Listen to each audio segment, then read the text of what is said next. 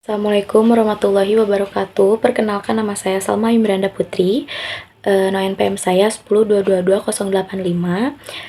Program studi saya yaitu akuntansi. Di sini saya akan mempresentasikan tugas rangkuman pertemuan ke-7 mata kuliah Sistem Informasi Akuntansi oleh Bapak Wawan Ferianto SEM SI. Tanpa berlama-lama, kita akan menjelaskan aja sistem pengendalian intern. Definisi sistem pengendalian intern. Sistem pengendalian intern meliputi struktur organisasi, metode dan ukuran-ukuran yang dikoordinasikan untuk menjaga kekayaan organisasi, mengecek ketelitian dan keandalan data akuntansi, mendorong efisiensi dan mendorong dipenuhinya kebijakan manajemen. Tujuan sistem pengendalian internal yaitu ada 4. Yang pertama, menjaga kekayaan organisasi, mengecek ketelitian dan keandalan data akuntansi, mendorong efisiensi, dan juga mendorong dipatuhinya kebijakan manajemen. Menurut tujuannya, sistem pengendalian intern dibagi menjadi 2, yaitu sistem pengendalian intern akuntansi atau internal accounting control dan pengendalian intern administratif atau internal administrative control. Pengendalian intern akuntansi merupakan bagian dari sistem pengendalian intern meliputi struktur organisasi, metode dan ukuran-ukuran yang dikoordinasikan terutama untuk menjaga kekayaan organisasi dan mengecek ketelitian dan keandalan data akuntansi. Lalu juga ada pengendalian intern administratif, meliputi struktur organisasi, metode dan ukuran-ukuran yang dikoordinasikan terutama untuk mendorong efisiensi dan dipatuhinya kebijakan manajemen. Yang selanjutnya yaitu ada unsur sistem pengendalian intern. Unsur pokok sistem pengendalian intern adalah struktur organisasi yang memisahkan tanggung jawab fungsional secara tegas. Yang kedua yaitu sistem wewenang dan prosedur pencatatan yang memberikan perlindungan yang cukup terhadap kekayaan, utang, pendapatan, dan juga biaya. Yang ketiga yaitu ada praktik yang sehat dalam melaksanakan tugas dan fungsi setiap unit organisasi. Yang keempat, karyawan yang mutunya sesuai dengan tanggung jawabnya. Di antara 4 unsur pokok pengendalian intern, unsur mutu karyawan merupakan sistem pengendalian intern yang paling penting. Untuk mendapatkan karyawan yang kompeten dan dapat dipercaya, berbagai cara berikut ini dapat ditempuh. Pertama yaitu seleksi calon karyawan berdasarkan persyaratan yang dituntut oleh perusahaannya. Dan yang kedua, pengembangan pendidikan karyawan selama menjadi karyawan perusahaan sesuai dengan tuntutan perkembangan pekerjaannya. Yang selanjutnya yaitu ada lingkungan pengendalian kontrol, environment. Lingkungan pengendalian memiliki 4 unsur. Yang pertama yaitu filosofi dan gaya operasi.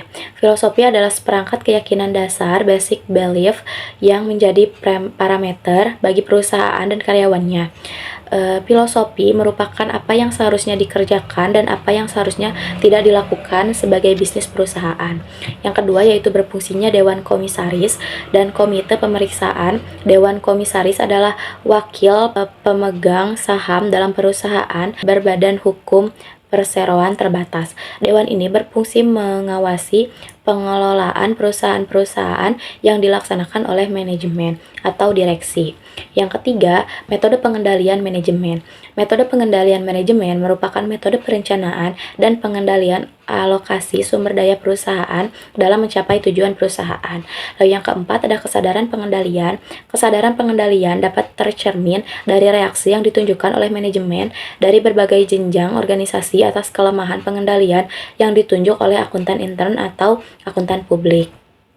Yang selanjutnya yaitu ada pendekatan untuk merancang pengendalian intern akuntansi. Secara garis besar, pendekatan untuk merancang pengendalian intern akuntansi adalah bertitik tolak dari tujuan sistem, menjaga kekayaan perusahaan dan mengecek ketelitian dan keandalan informasi akuntansi.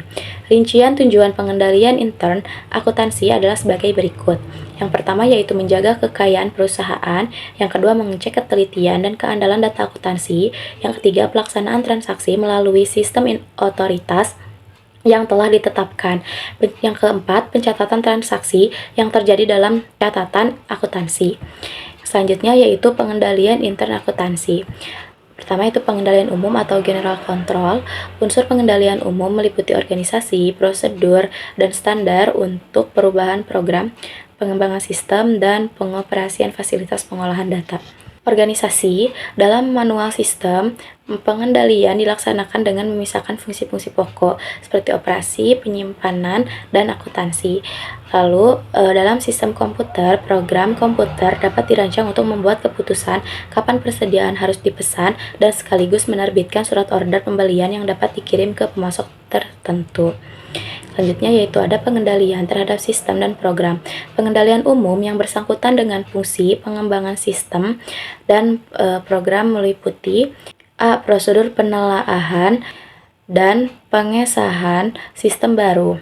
B. Prosedur pengujian program. C. Prosedur pengubahan program. D. Dokumentasi. Yang selanjutnya juga ada pengendalian terhadap fasilitas pengolahan data. Pengendalian terhadap operasi komputer meliputi A. Akses terhadap ruang komputer hanya terbatas bagi karyawan tertentu saja.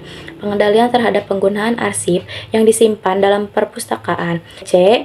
Pembuatan instruksi yang jelas mengenai pengubahan data dari dokumen sumber ke dalam bentuk yang dapat dibaca oleh komputer. D. Prosedur dalam penyimpanan arsip di perpustakaan, penjagaan keamanan fisik terhadap arsip dan komputer. F.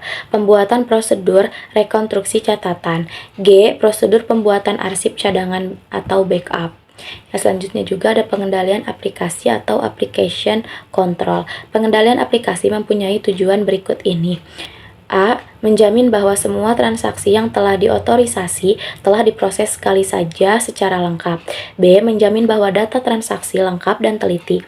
C. Menjamin bahwa pengolahan data transaksi benar dan sesuai dengan keadaan. D. Menjamin bahwa hasil pengolahan data dimanfaatkan untuk tujuan yang telah ditetapkan. E. Menjamin bahwa aplikasi dapat terus-menerus berfungsi. Yang selanjutnya juga yaitu ada pengendalian aplikasi dapat dibagi menjadi 1. Pengendalian preventif dan 2. Pengendalian detektif atau pengendalian yang bersifat korektif. Pengendalian preventif meliputi unsur-unsur berikut ini. Yang pertama itu otoritas data sumber, konversi data, penyiapan data sumber, turnaround dokumen, formulir bernomor urut tercetak, validasi masukan, pemutakhiran arsip dengan komputer, pengendalian terhadap pengolahan data. Dan pengendalian detektif tidak akan mencegah terjadinya masalah, namun akan memberi petunjuk di mana letak terjadinya masalah. Contoh pengendalian detektif adalah data transmission, kontrol register, kontrol total, dokumentasi dan testing, penggunaan tabel, dan output check. Mungkin sekian yang bisa saya sampaikan. Mohon maaf bila ada kesalahan kata. Wabillahi taufiq wal hidayah. Wassalamualaikum warahmatullahi wabarakatuh.